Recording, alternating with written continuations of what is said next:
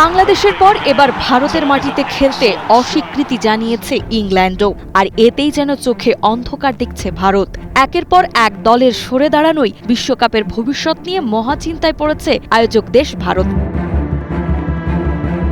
এদিকে পাকিস্তানের সংবাদ মাধ্যম CNN সম্প্রতি এক প্রতিবেদনে দাবি করেছে ভারতে নিপা ভাইরাসের প্রাদুর্ভাব ক্রমেই বাড়ছে, যা নিয়ে ইংল্যান্ড দলের মাঝে উদ্বেগ তৈরি হয়েছে। বিশেষ করে ইংল্যান্ড যে ভেন্যুগুলোতে খেলবে সেসব অঞ্চলের স্বাস্থ্য পরিস্থিতি মোটেই সন্তোষজনক নয় বলেও আশঙ্কা প্রকাশ করা হয়েছে।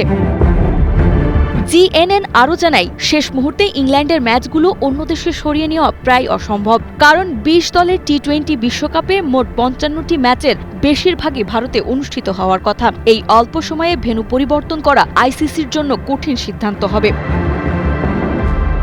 এ বিষয়ে এখনও ইংল্যান্ড টিম ম্যানেজমেন্ট কিংবা ইংলিশ গণমাধ্যমের পক্ষ থেকে কোনো প্রকার আনুষ্ঠানিক বক্তব্য পাওয়া যায়নি। তবে ইতিমধ্যেই ক্রিকেট পাড়ায় জোর গুঞ্জন চলছে, যে কোনো সময় বন্ধ হতে পারে ভারতে হতে যাওয়া T20 বিশ্বকাপ।